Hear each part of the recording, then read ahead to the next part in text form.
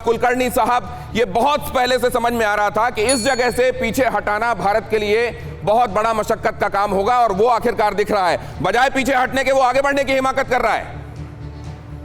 ऐसे है दिनेश, वो कोशिश कर रहा है, वो उसकी जो मंशा है वो पूरे, हम लोग क्योंकि सक्षम हैं, हम लोग अब पूरे तैयार हैं। हम लोगों को मालूम है कि चीन अब कितनी भी धोखाधड़ी करे हम उसका जवाब देने की काबिलियत रखते हैं। चीन कोशिश करता रहता है। अब आप देखिएगा, अगर चीन फिंगर 4 और फिंगर 8 के बीच में बैठा है और अगर मैं कह रहा हूँ साउथ बैंक के ऊपर जाकर एक कदम रख देता, हम लोगों को बाद में उसको इवेक्ट करने में दिक्कत होती। इसलिए प्रीएम्प्टिव एक्शन में जब हमने उसको इसलिए कहा जा रहा है प्रीएम्प्टिव, इसलिए कहा जा रहा है प्रीएम्प्टिव। जी प्लीज आगे बढ़ें सर।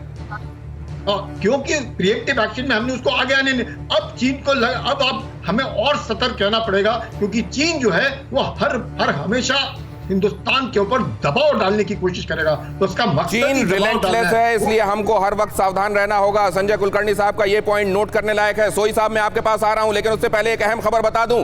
पैंगोंग झील पर चीन ने की थी बहुत बड़ी साजिश। चुशूल इलाके में 2-3 जगह घुसपैठ की थी कोशिश। सेना को खुफिया निगरानी ने पहले से ही कर दिया था अलर्ट। भारतीय सेना चीन के खिलाफ पहले से ही थी तैयार। चीनी हरकतों को भारत ने दे दिया मुंह तोड़ जवाब। मतलब यहां इंटेलिजेंस की भी तारीफ करनी होगी। वक्त रहते इस बात का पता चल गया। सोई साहब, इसके लिए जो लोग उस काम में तैनात हैं उनको भी क्रेडिट जाता है। नहीं, बिल्कुल दिनेश, जो है इस समय में जैसा हालात चल रही है, भारत ने सैटेलाइट, एयर और ह्यूमन इंटेलिजेंस के जरिए पूरी नजर रखे हुए हैं कि किस प्रकार से उनका बिल्डअप है और किस प्रकार से उनकी डेवलपमेंट हो रही है। दूसरा, जो जनक गुरमीत ने बताया था, मैं भी ये आपके ग्राफिक्स की तारीफ करना चाहता हूँ कि जो मेरे जो सिविलियन फ्रेंड है, जो नॉन फौजी हैं, वो बहुत पसंद करते हैं, उनको सब बातें क्लियर हो जाती हैं। तो यहाँ पर अभी एक चीज छोटी सी ऐड करूंगा कि भारत की सोच बदली हो गई। अभी ये प्रीएम्प्टिव का मतलब है कि भारत का सोच चेंज हो गई है, रिएक्टिव नहीं है। अब हम प्रोएक्टिव हैं, प्रीएम्प्टिव हैं, और चीन अभी रिएक्ट करेगा कि ये क्या हो गया है, ये भारत ने कब्जा कर लिया पहले। मतलब जो वहां प्लान कर रहे थे, कब्जा करने की कोशिश कर रहे थे, हमने उनको धकेल के वहां हमने उसको अपने कब्जे में ले लिया। आज वो सोचने में मजबूर होगा कि भारत की सोच आक्रामक है। भारत अब वो नजर से नजर मिलाकर देखता है। भारत वो दबने वाली चीज नहीं है। दृढ़ निश्चय हमारा साफ है इस चीज में दिनेश। दृढ़ निश्चय दिखा रहा है। यह पूरी घटना यह दिखा रही है कि इस बार हमारा रिजॉल्व स्टील का है और 1 इंच जमीन भी सीड करने के लिए हम तैयार नहीं हैं। इससे पहले कि मैं आगे विष्णु प्रकाश जी के पास जाऊं, मैं आपको यह भी स्पष्ट करता चलूं कि ये भी समझा जा रहा है कि लद्दाख में अगर कुछ हुआ तो वो लद्दाख तक महदूद नहीं होगा, क्योंकि तनाव के कई सारे पॉइंट्स बने हुए हैं और मुमकिन है कि यहां पर ऐसे जैसे ही एक बटन प्रेस की जाए बाकी जगहों पर भी आप एक्सप्लोजन देखें। क्या ये बात, विष्णु जी, ये बात सच है कि यहां कोई चिंगारी भड़की तो शोले पूरी दुनिया में देखने को मिलेंगे? मेरी ये अभी भी उम्मीद है कि ये चिंगारी भड़केगी नहीं और शोले नहीं देखने को मिलेंगे। दिनेश जी, मैं अपने दूसरे सहयोगियों के साथ सहमत हूं कि चीन जो अमन और शांति की भाषा नहीं समझता। वो अमन और शांति की भाषा को कमजोरी समझता है और वो ताकत की भाषा समझता है।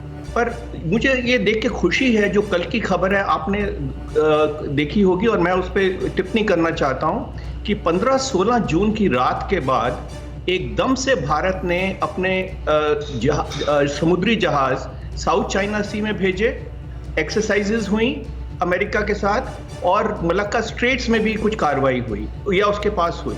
तो हमको शायद पता नहीं लग रहा है, पर भारत सरकार बिल्कुल इस पर दृढ़ है कि चीन को कोई भी मौका हमको पता नहीं चल रहा है, खबरें सार्वजनिक नहीं हो रही हैं, लेकिन भारत अपने जो काम करना चाहिए उसको चुपचाप अंजाम दे रहा है। विष्णु प्रकाश जी का कहना यह है। और देखिए किस तरीके से प्रोपेगेंडा का सहारा लेता है चीन। जो दबाना है वो दबाता है, जो छिपाना है छिपाता है, जो दिखाना है वो दिखाता है, अपने घर में अपने ऑडियंस को कंफ्यूज करने के लिए और वहां वॉर मॉन्गरिंग को लोगों पर हावी करने के लिए वहां एक फिल्म रिलीज की गई है, The 800। और देखिए, पहले एक फिल्म रिलीज की गई wolf warrior. Wolf warrior diplomacy का नाम आप अक्सर सुनते हैं। वॉल्फ वॉरियर असल में वहां की एक फिल्म है। जिस तरीके से बॉलीवुड से इंस्पायर होता है हिंदुस्तान, हॉलीवुड से अमेरिका इंस्पायर होता है, उसी तरीके से यहां आप देख रहे हैं कि वॉल्फ वॉरियर एक फिल्म रिलीज हुई जिसमें एक महत्वपूर्ण डायलॉग है, even if thousands miles away if somebody offends China I'll have to pay। और उस डायलॉग को ऑगमेंट करते हुए वॉल्फ वॉर डिप्लोमेसी को आगे बढ़ाया जा रहा है। और इधर आप देख रहे हैं the 800 चाइनीज फिल्म जिसको 21 अगस्त को रिलीज किया गया, 2019 में रिलीज किया जाना था, उसको टाला गया, जानबूझकर अटकाया गया और 2020 में 31 अगस्त को, ये 21 अगस्त को इसलिए रिलीज की गई क्योंकि इस समय सूट करता है शी जिनपिंग के एजेंडे को आगे बढ़ाने के लिए सूट करता है, लिहाजा इसको आगे बढ़ाया गया। और इसको देखने के बाद वहां पर लोगों ने भी, क्योंकि वहां पे एक पूरी मशीनरी, पूरा अपरेटस काम कर रहा है, लिहाजा वहां पर लोगों ने भी इसको रिस्पांस दिया और ये अभी वर्ल्ड रिकॉर्ड बनाया इस फिल्म ने वहां कमाई का। जाहिर है चीन को उसके डे टू डे मुद्दों से भटकाकर दूसरी तरफ ले जाने की कोशिश शी जिनपिंग की फिलहाल कामयाब होती दिख रही है।